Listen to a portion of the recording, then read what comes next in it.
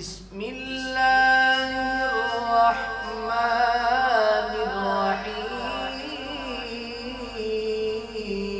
الرحيم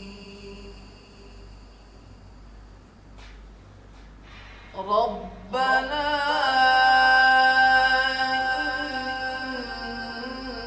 إنك تعلم ما نخفي وما نعلن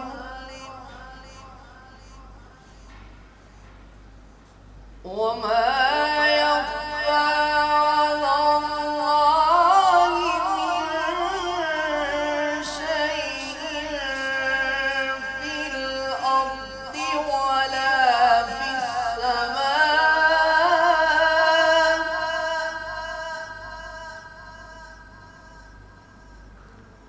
وما يخفى على الله من شيء في الأرض ولا في السماء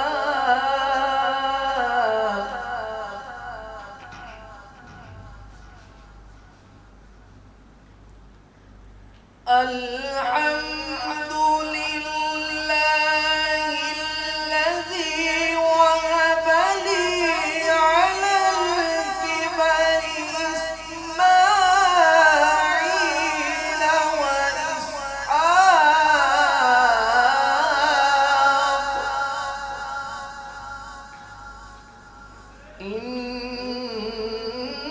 إن ربي لسميع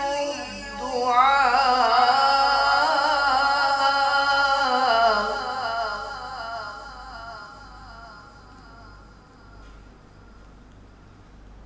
الحمد لله الذي وهب لي على الكبر إسماعيل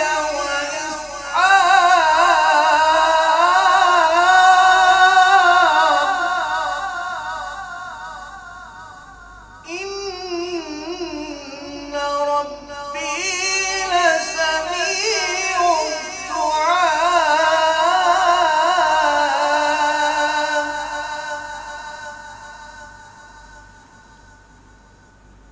رب اجعلني مقيم الصلاة ومن ذريتي ربنا وتقبل دعاء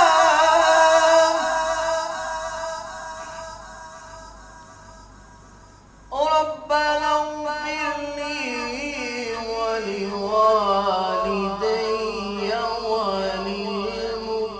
وللمؤمنين يوم يقوم الحساب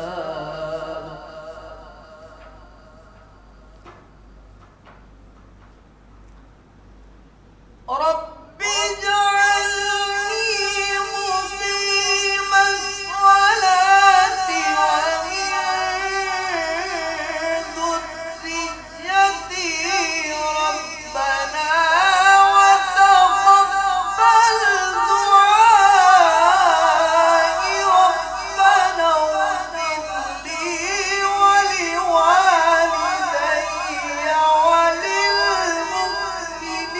وللمؤمنين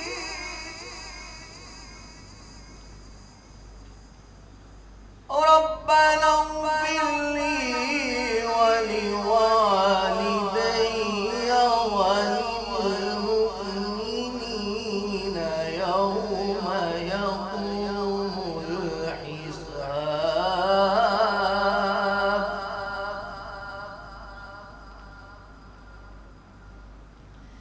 بسم الله الرحمن الرحيم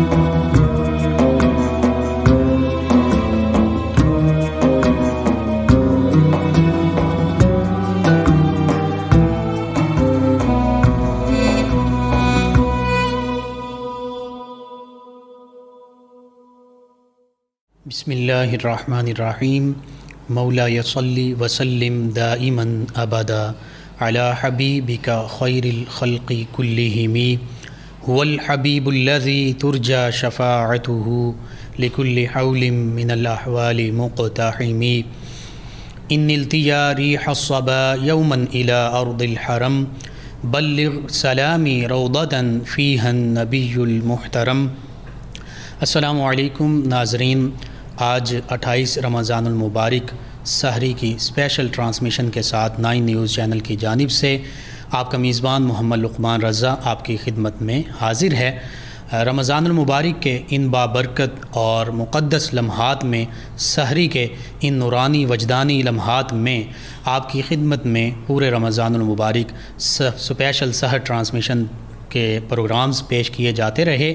انہی پروگرامز کے انہی سلسلے کی ایک کڑی آج رمضان المبارک کے اختتام پر، یعنی رمضان المبارک اپنے اختتام کی جانب گامزن ہے، تو آج جمعۃ الوداع کے حوالے سے گفتگو ہوگی۔ جمعۃ المبارک جو ہے یہ بہت ہی برکتوں والا دن ہے، اور اتنی برکتوں والا دن ہے کہ نبی محتشم صلی اللہ علیہ وآلہ وسلم نے اس خوبصورت اور بابرکت دن کو سید الایام فرمایا کہ یہ تمام دنوں کا سردار ہے۔ اور پھر رمضان المبارک میں اگر جمعۃ المبارک ہمیں نصیب ہو جائے تو وہ اس کی برکتوں، اس کی رحمتوں اور عظمتوں کا اندازہ ہم کیسے لگا سکتے ہیں۔ اور پھر یہ آخری جمعۃ المبارک، اسے جمعۃ الوداع اس وجہ سے کہا جاتا ہے کہ رمضان المبارک کے سب سے آخر میں یہ جمعۃ المبارک ہے۔ اس کے بعد رمضان المبارک اس سال میں اور کوئی جمعۃ المبارک جو ہے وہ ہماری زندگی کا حصہ نہیں بن سکے گا، ہمارا نصیب نہیں ہوگا، تو اس وجہ سے اسے جمعۃ الوداع کہا جاتا ہے۔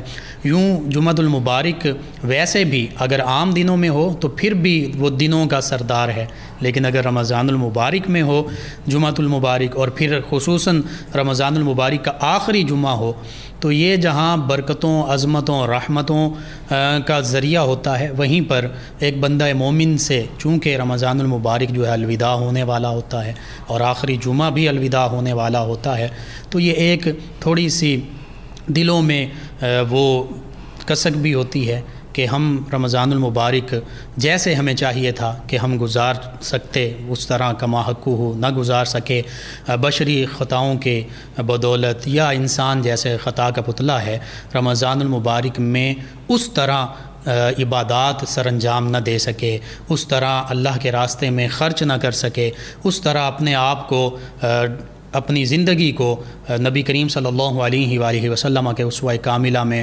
ڈھال نہ سکے جیسا کہ ضروری تھا اور جیسا ہونا چاہیے تھا۔ بہرحال بحیثیت انسان، بحیثیت مسلمان، خاص طور پر سبھی مسلمانوں نے اس پورے ماہ رمضان المبارک میں یہ کوشش کی کہ ہم رمضان المبارک کی تمام رحمتوں کو، حتیٰ کہ پہلے عشرے کی رحمتیں، دوسرے عشرے کی مغفرتیں اور تیسرے عشرے میں جہنم سے آزادی کا جو اللہ کے پیارے حبیب صلی اللہ علیہ وآلہ وسلم نے مجدہ سنایا ہے، اس کو سمیٹ سکیں۔ اور اللہ سبحانہ وتعالی سے بھی یہی دعا ہے کہ اللہ سبحانہ وتعالی مجھے، آپ کو، ہم سب کو اس ماہ مقدس رمضان المبارک کی رحمتوں، برکتوں، مغفرتوں، حتیٰ کہ جہنم سے آزادی کا جو مجدہ ہے، جو خوشخبری ہے، اس کا حامل بنا دے۔ یہ سبھی جو سعادتیں ہیں ہمیں عطا فرما دے، آمین۔ ناظرین، ہمارے ساتھ شریک گفتگو ہوا کرتے ہیں ہمارے معزز مہمان اسلامک اسکالر جناب مفتی محمد رمضان جامی صاحب۔ آج بھی اپنی گفتگو میں ان سے ہم رہنمائی حاصل کریں گے۔ مختلف سوالات ہیں، خاص طور پر سب سے پہلے میں چاہوں گا کہ ہمارے ناظرین کی رہنمائی کے لیے جمعۃ المبارک کی جو اہمیت، جو فضیلت ہے قرآن و سنت کی روشنی میں، اس پر ہمارے جو ناظرین ہیں ان کی رہنمائی فرما دیجیے۔ بسم اللہ الرحمن الرحیم، اللہم صلی علی سیدنا و مولانا محمد وعلی آل سیدنا و مولانا محمد مبارک وسلم وصلی علیہ۔ بہت شکریہ محترم محمد لقمان رضا صاحب، جی خوش آمدید۔ بڑا ایک خوبصورت ٹاپک لے کر آپ ماشاءاللہ آج آئے ہیں۔ جی، رمضان المبارک کی گھڑیاں یقیناً اپنے انجام کی طرف تیزی کے ساتھ گامزن ہیں۔ جی، دکھ کی گھڑیاں بھی ہیں، تکلیف کی گھڑیاں بھی ہیں کہ وہ صاحبان رحمت، وہ مغفرتوں کا عشرہ، وہ جہنم سے آزادی کا عشرہ، جو یقیناً ہمارے لیے اللہ تعالیٰ کا بہت بڑا احسان تھا، بے شک گزر رہا ہے۔ جی، مگر اس کے ساتھ ساتھ اللہ کی بارگاہ میں امید بھی ہے کہ پروردگار ایسی ہزاروں نیکیوں کے موسم دوبارہ زندگی میں ہمیں عطا آمین فرمائے گا۔ آمین۔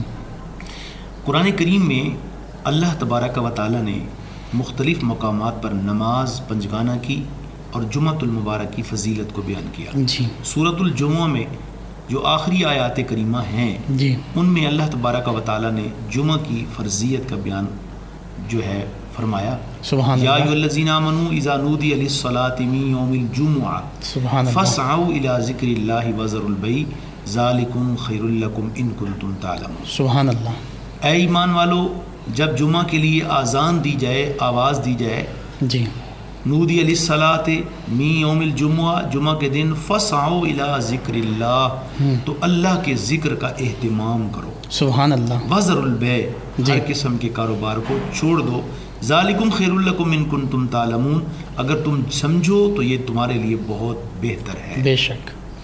فَإِذَا قُضِيَتِ الصَّلَاةُ، اور جب نماز پڑھ چکو، جی وَإِذَا فانتشروا فی الارض، زمین میں پھیل جاؤ، صحیح، وَابْتَغُوا مِن فَضْلِ اللَّهِ، سبحان اور اللہ۔ جمعہ کی نماز کے بعد زمین میں پھیل کر دوبارہ اپنے کاروبار شروع کر دو، ٹھیک ہے، فضل تلاش کرو۔ صحیح۔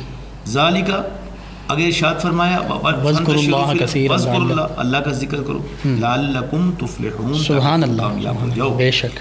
قرآن کریم کی اس آیت میں جمعۃ المبارک کی فرضیت کا حکم دیا گیا ہے جی۔ کہ جس دن جمعہ کی اذان ہو تو اذان کے بعد ہر قسم کی بیع و شراء، ہر قسم کی لین دین، ہر قسم کے معاملات تمہارے اوپر حرام ہیں، کاروبار بند، بالکل، جی، اور تم اس وقت سے جمعہ کا اہتمام شروع کرو۔ سبحان اللہ۔ عموماً فسعوا کا معنی عربی میں سعی یا سعی کا معنی دوڑنا ہوتا ہے، جی لیکن نماز کے لیے دوڑنے کا حکم نہیں ہے، جی، بلکہ یہاں فسعوا کا مطلب ہے آپ سارے کام چھوڑ کر آپ جمعہ کی طرف چل پڑیں۔ ٹھیک، جمعۃ المبارک وہ عظیم عبادت ہے کہ جمعہ کے دن کو سرکار دو عالم صلی اللہ علیہ وآلہ وسلم نے دنوں کا سردار کہا، سبحان اللہ۔ الجمعۃ سید الایام، سبحان اللہ، کہ جمعہ جو ہے وہ دنوں کا سردار ہے۔ اسی طرح مسلم شریف کی ایک حدیث پاک ہے، جی، حضور نبی رحمت کونین صلی اللہ علیہ وآلہ وسلم کا ارشاد گرامی ہے، حضرت ابو ہریرہ رضی اللہ تعالیٰ عنہ راوی ہیں، جی، حضور علیہ السلام نے ارشاد فرمایا کہ جو آدمی ایمان و یقین کے ساتھ جمعہ کے دن نماز جمعہ ادا کرتا ہے اور اپنے لیے محاسبہ نفس کرتا ہے، جی، تو اللہ تبارک و تعالیٰ پچھلے جمعہ سے لے کر اس جمعے تک جتنے بھی اس نے صغیرہ گناہ کیے ہوتے ہیں سب کی معافی عطا فرمائے۔ سبحان اللہ، سبحان اللہ۔ تو یہ جمعہ اس حوالے سے بھی قابل قدر ہے جی، کہ انسان کے گناہوں کا کفارہ ہے۔ ایک اور حدیث جو جی، حضرت ابو ہریرہ رضی اللہ تعالیٰ عنہ سے وہ بھی روایت ہے، اور اسی طریقے کے ساتھ یہ بھی مسلم شریف کی حدیث پاک ہے جی، کہ حضور نبی کریم علیہ السلام نے ارشاد فرمایا کہ جو شخص جمعہ کے دن غسل کرتا ہے، جی، خوشبو لگاتا ہے، اہتمام کرتا ہے جمعے کا، اور پھر چل کر کسی جامعہ مسجد میں نماز جمعہ کے لیے شریک ہوتا ہے، تو اس کے ایک ایک قدم پہ اللہ 1 سال کی عبادت کا ثواب عطا۔ سبحان اللہ، سبحان اللہ۔ دیکھیے مفتی صاحب کتنی فضیلت ہے اس بہت چیز کی زیادہ، کہ ایک قدم پہ سال کی نیکیوں اور 1 سال کے قیام کا، یعنی عبادت اور ریاضت مستقل کرتے رہنے کا ثواب عطا۔ سبحان اللہ۔ تو جمعۃ المبارک یہ بھی ہمارے لیے ایک پیغام لے کر آتا ہے جی، کہ نہ صرف ہمارے گناہوں کی بخشش کرتا ہے، بلکہ اس جمعۃ المبارک کے صدقے سے ہمیں پروردگار بہت زیادہ فضائل، بہت زیادہ نیکیوں کی بھی توفیق سے سرشار فرماتا ہے، بہت زیادہ اجر و ثواب عطا کیا جی جاتا ہے بالکل۔ جمعۃ المبارک اور میں۔ تیسری جو حدیث مبارکہ ہے جی، ترمذی شریف کی حدیث ہے، حضرت اوس بن اوس رضی اللہ تعالی عنہ سے روایت ہے، آپ ارشاد فرماتے ہیں کہ نبی کریم علیہ السلام نے ایک دن جمعہ کے خطبہ دیتے ہوئے ارشاد فرمایا، پیارے صحابہ، جو آدمی جمعہ کے دن سب سے پہلے مسجد میں داخل ہوتا ہے اللہ کریم اس کو اونٹ کی قربانی کا ثواب۔ سبحان اللہ، سبحان اللہ۔ اب دیکھیے ایک غریب آدمی کے بس میں تو اونٹ کی قربانی کرنا نہیں ہے، بہت مشکل کام جی ہے، بالکل، بہت ایکسپینسو ہوتا ہے، اونٹ جی، بڑا مہنگا ہوتا ہے، لیکن فرمایا جمعہ کے دن پہلی گھڑی میں سب سے پہلے جو شخص آیا اس کو اونٹ کی قربانی کا ثواب۔ سبحان اللہ۔ فرمایا اس کے بعد کچھ لمحے بعد جو شخص آیا تو اللہ تبارک و تعالی اس کو گائے کی قربانی کا ثواب عطا فرمایا. سبحان اللہ. پھر فرمایا کہ جو تیسرے نمبر پہ آیا جی. یعنی تیسرے درجے میں جو شخص آیا جی. تو اللہ تبارک و تعالیٰ اس کو ایک بکرا یا دمبا اس کی قربانی کا اجر و ثواب عطا. سبحان اللہ. فرمایا جو شخص بالکل آخر میں آیا جی. جمعۃ المبارک وہ عظیم دن ہے جو کسی کو بھی محروم نہیں کرتا, صحیح, کسی پر بھی اس کی رحمت ختم نہیں ہوتی. فرمایا جو سب سے آخر میں آتا ہے تو جمعۃ المبارک کے صدقے اللہ اس کو کم از کم ایک انڈے کے صدقہ کرنے کا ثواب ضرور ملے. سبحان اللہ. یعنی سبھی کو ثواب ملے گا, لیکن زیادہ اجر و ثواب اس کے لیے ہے جو جتنا پہلے آئے گا. سبحان اللہ. کیوں؟ یہ اللہ کے فضل کا دن ہے, جی. اللہ کی رحمت. حضرت شیخ سعدی رحمۃ اللہ علیہ فرماتے ہیں کہ رحمت خدا بہانہ میں جویت, کہ اللہ کی رحمتیں بہانہ تلاش کرتی ہیں, ڈھونڈتی پھرتی ہیں کہ ہے کوئی ایسا بندہ بے شک جس کے دامن میں گناہوں کے انبار ہوں, جس کے دل کے اوپر سیاہی لگی ہوئی ہو. تو پروردگار کہتا ہے میں نے امت محمدیہ کو یہ لمحے دے دیے, کبھی جمعہ دے دیا, کبھی جناب میں نے 10 محرم دن کا دے دیا, کبھی 15 شعبان کی رات دے دی, کبھی شب قدر دے دی, کبھی حج کا موقع دے دیا. یہ سارے کے سارے مواقع در حقیقت انسان کے گناہوں کو معاف کرنے کا ایک بہانہ ہے, ایک موقع ہے. یہاں ایک بڑی خوبصورت روایت میں آپ کی وساطت سے اپنے سامعین و ناظرین کی گوش گزار کرنا چاہتا ہوں. جی ضرور. آقا علیہ السلام نے فرمایا کہ جمعۃ المبارک میں ایک گھڑی ہے, سبحان اللہ, ایک لمحہ ہے. جو شخص اس لمحے دعا کرتا ہے نا اللہ تبارک و تعالیٰ اس کی دعا کو ضرور قبول فرماتا, رد نہیں فرماتا, قبول ہو جاتی ہے. سبحان اللہ. اچھا, محدثین نے اس پر بڑا غور کیا کہ وہ کون سی گھڑی ہے. جی. مختلف آراء ہیں. ایک چیز چھپائی اس لیے جاتی ہے تاکہ ارباب جو فکر و دانش ہیں وہ اپنے گھوڑے دوڑائیں, سوچ کو منجمد نہ رکھیں, اس کے اندر جمود نہ ہو, بلکہ جد و جہد کاوش ہو کہ وہ کون سی گھڑی ہے. حضور نبی کریم علیہ السلام نے جب یہ ارشاد فرمایا, کسی نے کہا کہ وہ پہلی اذان کی گھڑی ہے, کسی نے کہا کہ نہیں وہ خطاب جب امام ممبر پہ بیٹھ جاتا ہے گفتگو شروع کرتا ہے اس وقت. ٹھیک ہے. لیکن اکثر جو محدثین ہیں ان کی اس بات پہ رائے جا کے متفق ہو جاتی ہے کہ 2 خطبوں کے درمیان جب امام بیٹھ جاتا ہے تو اس دوران دل میں دعا مانگنا یہ وہ گھڑی ہے کہ جو بھی دعا مانگی جائے اللہ تعالیٰ ضرور قبول. سبحان اللہ. یہ قبولیت کی گھڑی ہے. اور دیکھیے مفتی صاحب, آج ہماری کتنی بڑی خوش قسمتی ہے کہ اللہ کریم نے اس رمضان میں جو ہے آج یہ غالباً چوتھا جمعہ ہوگا. جی. تو دیکھیے نا, چوتھا جمعہ, رمضان سے ایک دن پہلے جمعہ تھا. اگر وہ رمضان کے پہلے اسی دن روزہ شروع ہو جاتا تو شاید 5 جمعے 5 جمعوں کی سعادت ہو جاتی. لیکن وہ 5 دے 6 دے اس کی دے میرا ماہی میرے دکھ وچ راضی تے میں سکھ نو چلے پاؤں. مقصد یہ تھا ہم تو اللہ کی رضا پہ راضی ہیں, لیکن یہ چوتھا جمعہ ہے اور آپ اس کی برکات کا اندازہ لگائیے کہ پروردگار نے اس جمعے کو بالکل آخر پہ رکھا ہے.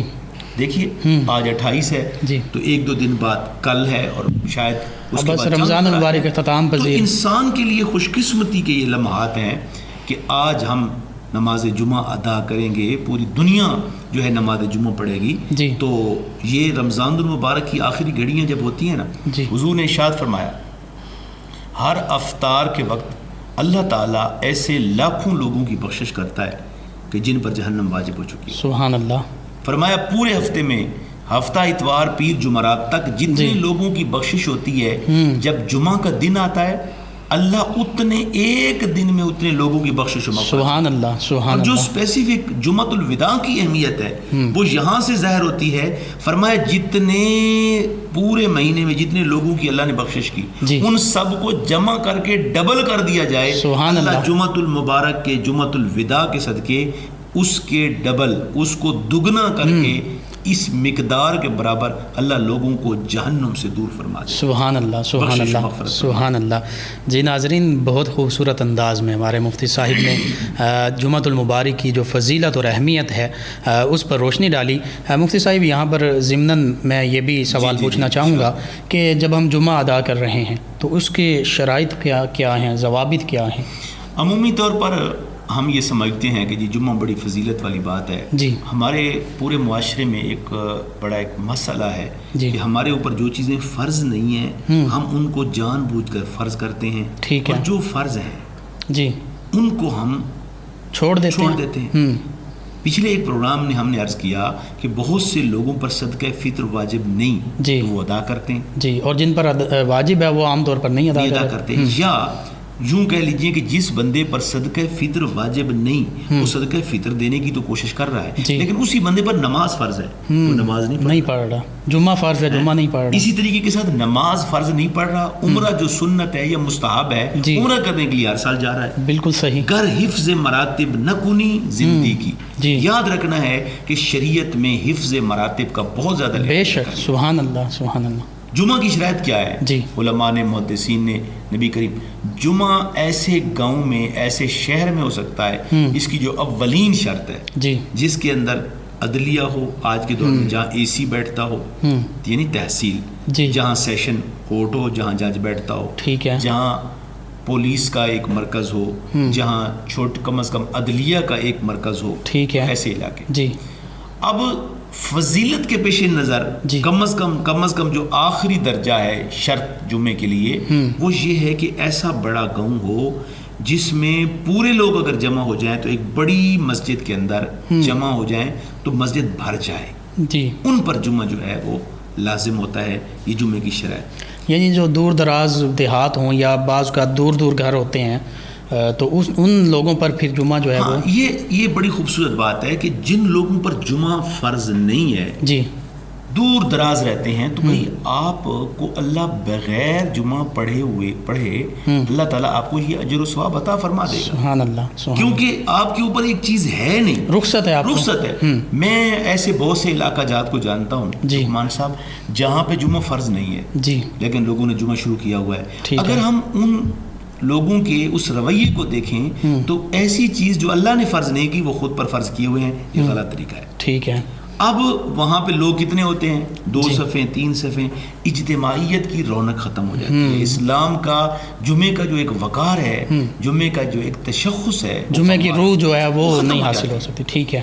اچھا، پہلی تو بات یہ ہے کہ اگر شہروں کے ساتھ ساتھ علماء نے، محدثین نے اجازت دی ہے تو کم از کم ایسی جگہ پہ جہاں کوئی 5 7 8 10 گاؤں مل کر کسی ایسے گاؤں کا انتخاب کریں کہ سارے لوگ وہاں جا کر جمعہ ادا کریں. یہ تو ایک بات ہے. صحیح. کیوں کہ جمعے کی جو جمعے سے جو مقاصد ہوتے ہیں وہ یہ ہیں کہ یونٹی ہو. بالکل صحیح. دیکھیے نا، محلے کی سطح پر لوگوں کو جمع کرنا ہو تو نماز ہے. ٹھیک ہے.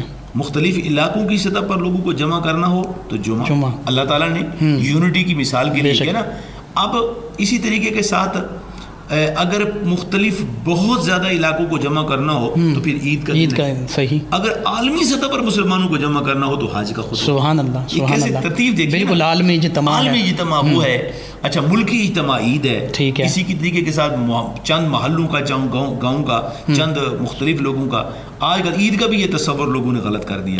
ہر مسجد میں عید ہے. جی، یہ بھی نہیں ہونا چاہیے. عیدگاہ میں جو عیدگاہ کا تصور فضیلت اصل میں عیدگاہ میں ہے. کیوں تصور دیا کہ یونٹی ہوگی، لوگ آئیں گے، بیٹھیں گے، گپ شپ کریں گے، مختلف ثقافتیں، مختلف کلچر، مختلف لسانیات کے مختلف لوگ، مختلف افکار کے لوگ جب جمع ہوں گے، آپس میں بیٹھیں گے، پیار محبت ہوگا تو ایک نیا معاشرہ پروان چڑھے گا. ذہنی ہم آہنگی ہوگی. پتہ چلے گا کہ مسلمان بھائی ہیں، چاہے کسی بھی علاقے سے ہیں، رنگ سے ہیں، نسل سے ہیں. بہرحال مفتی صاحب، یہ جمعۃ المبارک کی اہمیت، فضیلت، عظمت بہت زیادہ ہے. تو ہم یہ سمجھتے ہیں کہ جیسے ابھی ذکر ہو رہا ہے کہ جمعۃ المبارک، اس کا ایک اہم مقصد میں جو سمجھتا ہوں کہ اجتماع سے نکلا یہ. تو اجتماع جب ہوتا ہے تو اسلام کی شان و شوکت اور مسلمانوں کی شان و شوکت ظاہر کرنا بھی اس کا ایک مقصد ہے. اس پر کیا فرمائیں گے؟ دیکھیے، نماز 2 رکعت ہے. عقل والوں کا اشارہ ہے. ٹھیک ہے. کیا وہ 2 رکعت گھر میں نہیں پڑھی جا سکتی تھی؟ پڑھی جا سکتی. دنیا کی کوئی عبادت ہے، اللہ تعالیٰ فرماتا ہے کوئی صدقہ کرنا ہے دائیں ہاتھ سے کرو، بائیں کو پتہ خاموشی سے چھپ کر. لیکن کیوں یہاں حکم دیا گیا؟ جی، یہاں حکم اس لیے دیا گیا کہ جب مختلف علاقوں کے، محلوں کے لوگ جمع ہوں گے، جی، دکھ والے کا پتہ چلے گا، مجبور کا پتہ چلے گا، بے شک مقروض کا پتہ چلے گا. جی، ایک دوسرے کے حالات سے آگاہی ہوگی. جی، 2 رکعت کی جو فرضیت ہے اس کے پیچھے ایک حکمت کار فرما ہے. جی، اگر ہم نے اس حکمت کو نہیں سمجھا تو پھر ہماری 2 رکعت کی نماز کا کوئی فائدہ نہیں. بالکل ٹھیک بات. اس کا کوئی فلسفہ یعنی اس کے اندر یہ ہے کہ صحابہ کرام رضوان اللہ علیہ مجمعین کہتے تھے جو جمعے پہ نہیں آتا تھا ہم سمجھتے تھے وہ بیمار ہے، اس کی خبر پھر لیتے، اس خبر لیتے تھے جی۔ نبی کریم علیہ السلام کے پیچھے لوگ جو جمعہ پڑھنے آتے تھے دور دراز مدینے کے مسافات میں چھوٹی چھوٹی جو بستیاں تھیں وہاں کے لوگ آتے تھے، ٹھیک ہے، اور وہاں ایک حکم نامہ جاری ہوتا تھا، ایک بیانیہ جاری ہوتا تھا کہ آج سے یہ حکم ہے۔ آج پاکستان میں عوام کو اگر آپ نے کوئی قانون بنانا ہے جی، میں سمجھتا ہوں آپ کا بہت سستے داموں یہ کام ہو سکتا ہے۔ ایک پورے ملک کی مساجد میں ایک جمعے کا ٹائم رکھ لیں جی، اور ایک حکم نامہ ایک خطبہ پورے ہر خطیب کو دیں کہ آج آپ اس موضوع پہ بات کریں گے جی، تو پورے ملک میں آپ کی بات پھیل جائے گی اور ایک منٹ کے اندر 18 کروڑ یا 20 کروڑ یا 22 کروڑ جو عوام ہے وہاں تک آپ کا میسج پہنچ جائے۔ بے شک بے شک۔ جی ناظرین، آج 28 رمضان المبارک جمعۃ الوداع کے حوالے سے سحری کے ان بابرکت لمحات میں گفتگو ہو رہی ہے۔ یہاں پر ایک بریک کا وقت ہوا چاہتا ہے، بریک کی جانب بڑھتے ہیں، بریک کے بعد دوبارہ آپ کی خدمت میں حاضر ہوں گے، ہمارے ساتھ رہیے۔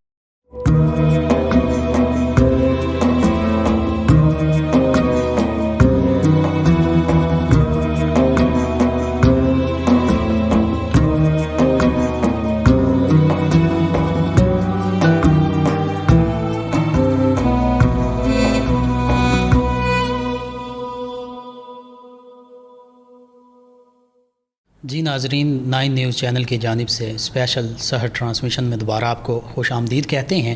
آج جمعۃ الوداع کے حوالے سے خصوصی گفتگو ہو رہی ہے اور ہمارے ساتھ شامل گفتگو ہیں معزز مہمان اسلامک اسکالر جناب مفتی محمد رمضان جامی صاحب۔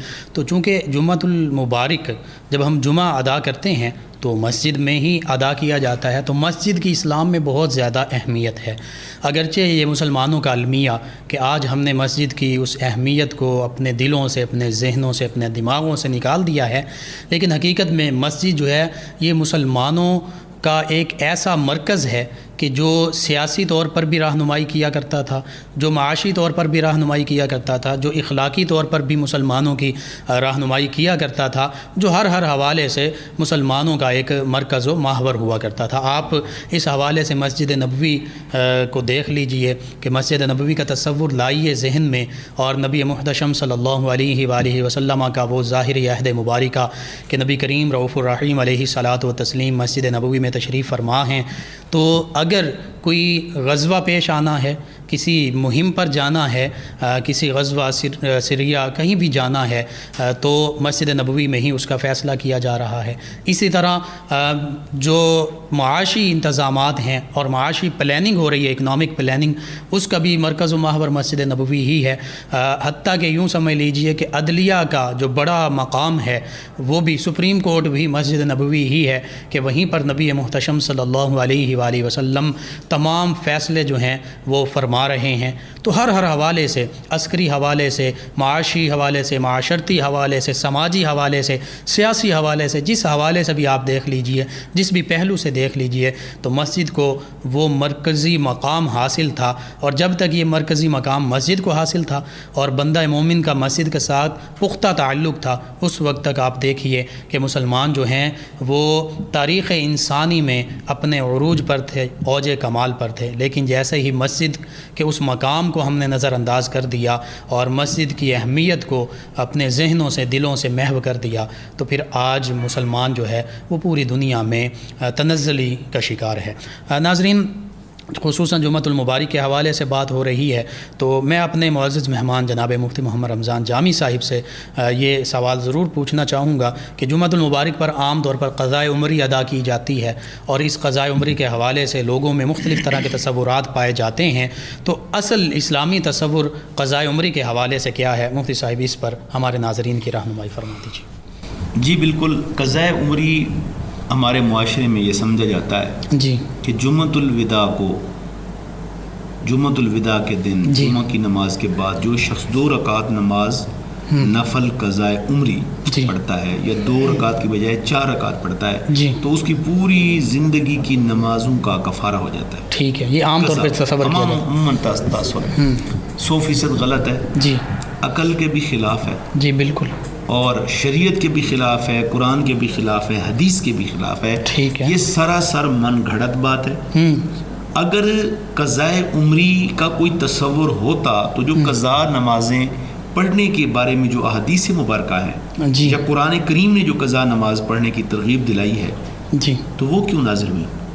وہ احادیث مبارکہ سرکار دو عالم صلی اللہ علیہ وآلہ وسلم نے کیوں ارشاد فرمائی؟ بالکل ٹھیک۔ یاد رکھیے ہمارے معاشرے میں ہم غلط چیزوں کو بڑی جلدی بلا تحقیق پروموٹ کر رہے ہیں، شیئر کر رہے ہیں۔ آج کل واٹس ایپ فیس بک پہ دیکھیں جی بڑے پڑھے لکھے آدمی، سمجھدار آدمی، جی جو میں سمجھتا ہوں کہ جو آدمی جتنا پڑھا لکھا ہے دنیا کے علوم میں بھلے ہم اس کی قدر کرتے ہیں، جی آپ اپنی فیلڈ میں ارسطو زمانہ ہیں لیکن خدا را شریعت میں مفتی بننے کی کوشش نہ کریں۔ جی بالکل صحیح، جس کی جو فیلڈ بلا ہے تحقیق پوسٹیں شیئر کر دیتے ہیں جی، جو بندہ 2 رکعت نماز نفل پڑھے گا ساری زندگی، پھر علماء اس کے جواب دیتے۔ کئی سال ہو گئے جی ایک کام کو اگر ہم روک دینا، بلا ان جاءکم فاسقم بنبأ فتبینوا، اے ایمان والو تمہارے پاس جب کوئی ایسا شخص خبر لائے جو شخص بے بنیاد جو فاسق ہو تو اس خبر کی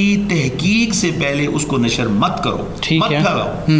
تو یہ جو قضاء عمری کا تصور ہے تو اس کا کہیں پہ کوئی ثبوت نہیں۔ صحیح، یہ ہو کیسے سکتا ہے کہ ایک آدمی کو آپ جو 40 سال کی نمازیں ہیں ایک نماز کے بدلے اس کو ثواب نہیں ہو سکتی، نہیں پوری ہو سکتی۔ اب لوگ یہ سمجھتے ہیں کہ مثلا جی لوگ سمجھتے ہیں کہ اس کی عموماً مثال دی جاتی ہے کہ دیکھیں جی قل هو اللہ احد 3 مرتبہ پڑھنے سے اللہ تعالیٰ ایک قرآن کا ثواب عطا۔ بالکل بالکل۔ تو لوگ کیوں بھول جاتے ہیں کہ یہاں بھی قرآن کا ثواب ہے، ٹھیک ہے، جو آپ نے وہ پڑھا پورا قرآن اس کے برابر تو کچھ بھی نہیں ہو سکتا۔ بالکل صحیح، بالکل صحیح۔ عین ممکن ہے کہ اس پورے قرآن میں آپ کا ایک حرف ایسا پڑھا گیا ہو، ادا کیا گیا ہو تدروں میں کہ اس حرف کی ادائیگی پہ آپ پر جنت اللہ نے لازم کر دی۔ سبحان اللہ، بے شک۔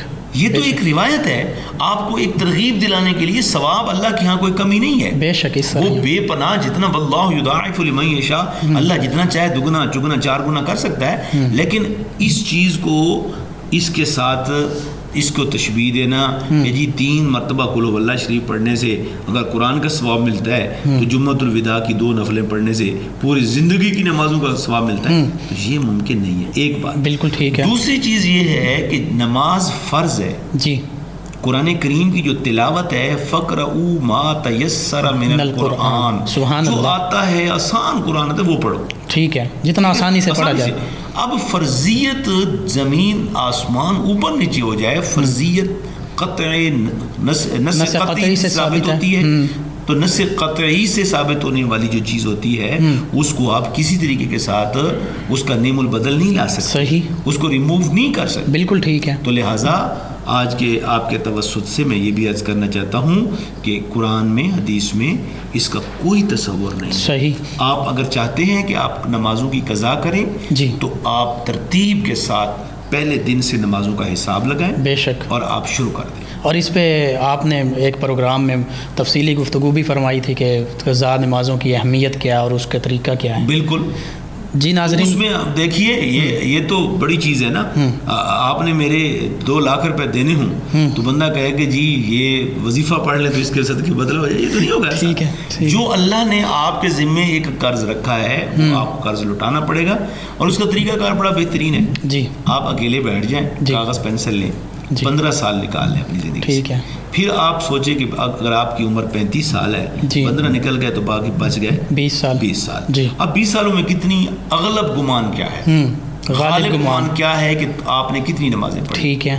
اچھا بعض اوقات یہ ہوتا ہے کہ جی ایک آدمی ہے وہ کہتا ہے فجر کی نمازیں تو میری تقریباً نہیں ہیں، پر ایک غالب اندازے کے مطابق جی آپ یہ کہتے ہیں کہ میں ایک 50% کا نمازی تھا، تو آپ کہیں کہ 10 سال کی نمازیں سرے سے میری نہیں ہیں، ٹھیک ہے۔ اب رسول اللہ صلی اللہ علیہ وسلم نے فرمایا کوئی شخص اس طرح حساب لگا کہ جی اگر پہلی نماز شروع کر دے اور فوت ہو جائے تو اللہ کی رحمت سے یہ امید کی جا سکتی ہے کہ اس کے نیک ارادے کا صدقہ اللہ تعالیٰ اس کی ان نمازوں کو جو ادا نہیں ہو سکیں بھی بخشش و مغفرت. سبحان اللہ. لا تقنطوا من رحمت اللہ. سبحان اللہ. تو یہ قضاء عمری کا تصور ہے, اسے سمجھنا چاہیے جی. اور اگر جو لوگ اس کے قائل ہیں تو انہیں چاہیے کہ وہ پھر ترتیب کے ساتھ نمازیں بالکل صحیح پڑھے. مفتی صاحب یہاں پر اگر کوئی قائل بھی ہے نا تو انہوں نے زیادہ سے زیادہ یہ لکھا کہ جو قضا کرنے کی وجہ سے وہ کمی کوتاہی ہوئی ہے وہ قضا کی کمی کوتاہی کا کفارہ ہے, نمازوں کا کفارہ نہیں. ٹھیک ہے جی ناظرین, قضاء عمری کے حوالے سے آج یہ تصور بھی کلیئر ہو گیا کہ قضاء عمری 2 رکعت یا 4 رکعت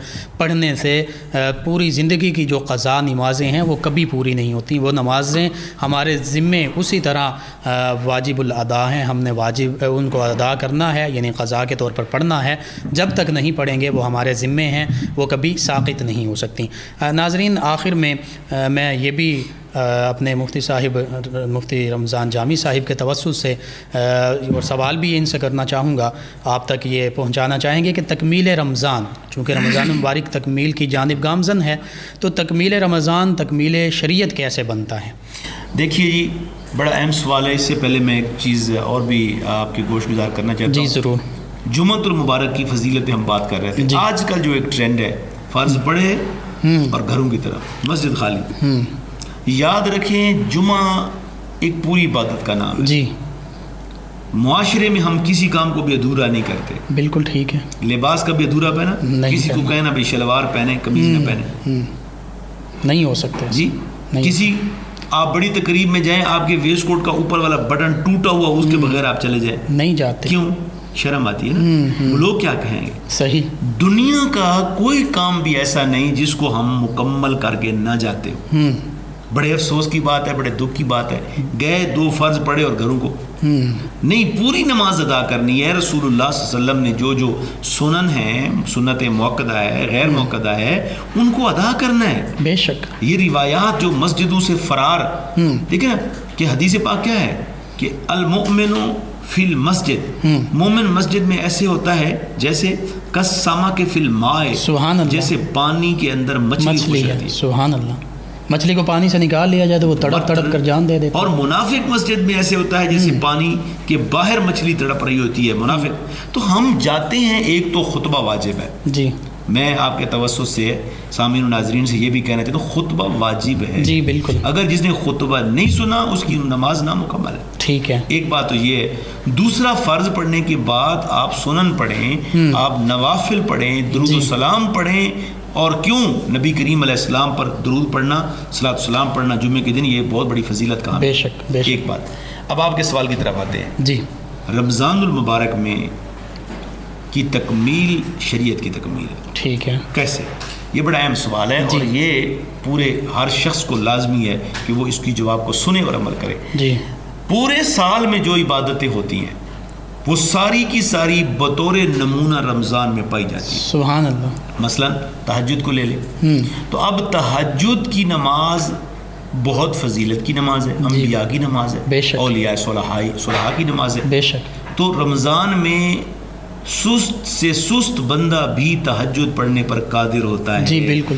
یہ الگ بات ہے کہ وہ نہ پڑھے. صحیح. یعنی سحری تو کرنی ہے, وہ تہجد کا ہی وقت ہے. اور سحری میں جب انسان جاگتا ہے تو ڈیفینیٹلی گھر والے کہتے ہیں 2 منٹ انتظار کریں جی, گرم گرم روٹی پاک رہی ہے. صحیح. تو اس انتظار میں آپ ادا کر سکتے ہیں.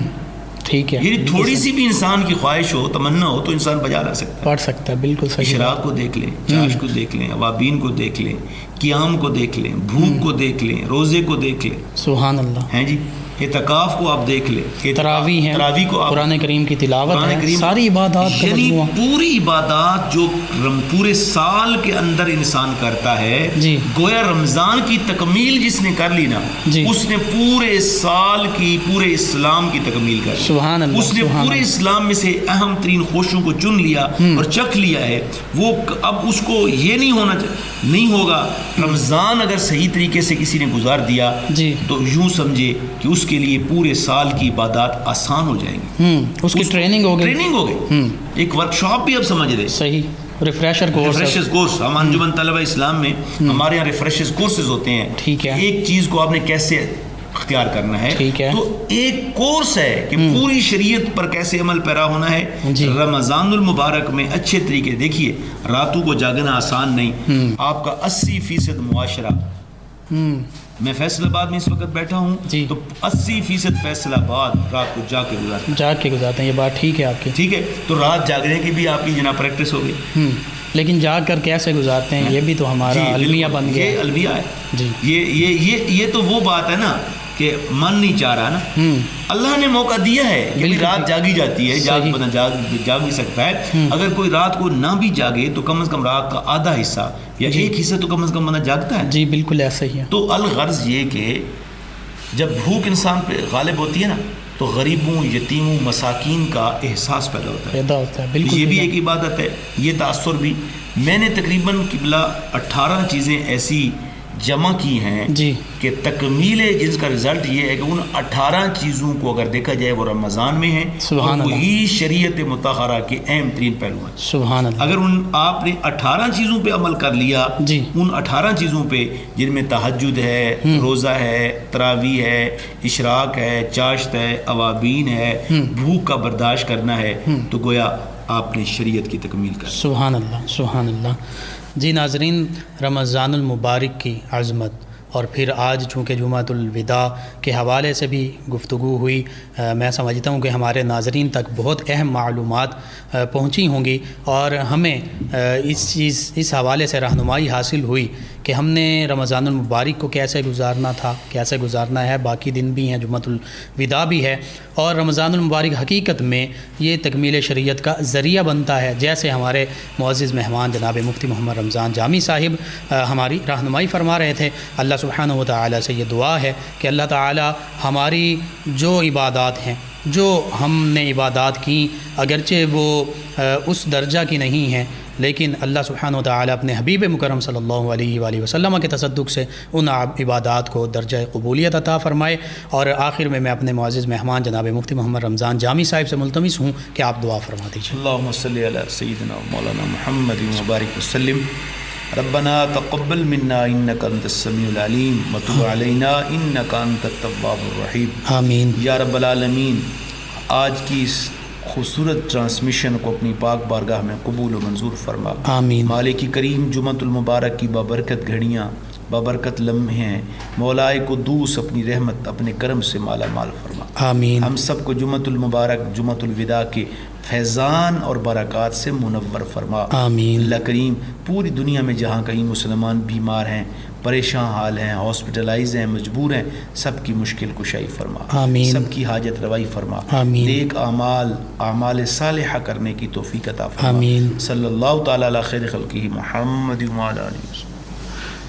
جی ناظرین, پروگرام کا وقت ختم ہوا چاہتا ہے, اور اپنے میزبان محمد لقمان رضا, ہمارے معزز مہمان جناب مفتی محمد رمضان جامی صاحب اور ہماری ٹیم کو اجازت دیجیے. آخر میں خوبصورت کلام آپ کی سماعتوں کی نظر کرتے ہیں. اللہ نگہبان.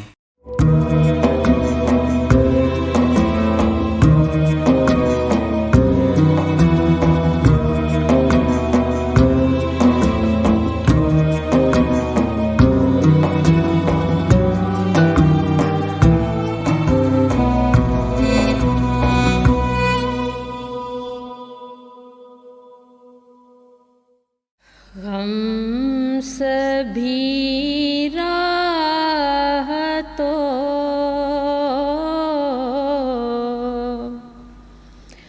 غم سبھی راہ تو تسکین میں ڈھل جاتے ہیں. غم سبھی راہ تو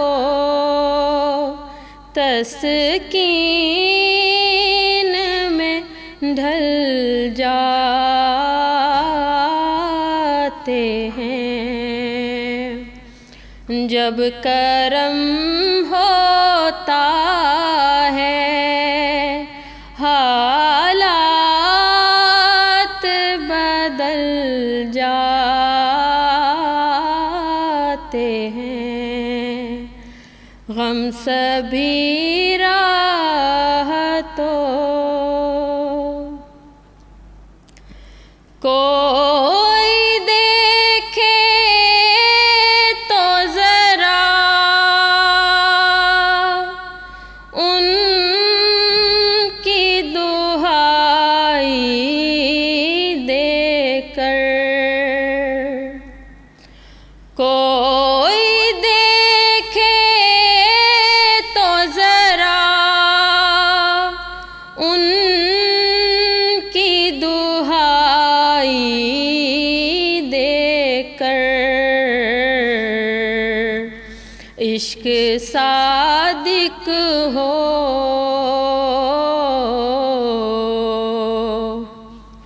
عشق صادق ہو تو پتھر بھی پگھل جاتے ہیں، غم سبھی راحتوں اور آپ تیرے قدموں میں ہم بھی یہ سن کر، اور آپ پڑے ہیں تیرے قدموں میں ہم بھی یہ سن کر، تیرے قدموں میں پیارے قدموں میں جو گرتے ہیں سنبھل جاتے ہیں، غم سبھی راحتوں اور اپنی آغوش میں لیتا ہے جب ان کا کرم، اور اپنی آغوش میں لیتا ہے جب ان کا کرم، زندگی کے سبھی زندگی کے سبھی انداز بدل جاتے ہیں، غم سبھی راحتوں تسکین میں ڈھل جاتے ہیں، جب کرم ہوتا ہے حالات بدل جاتے ہیں، غم سبھی راحتوں تسکین میں ڈھل جاتے ہیں۔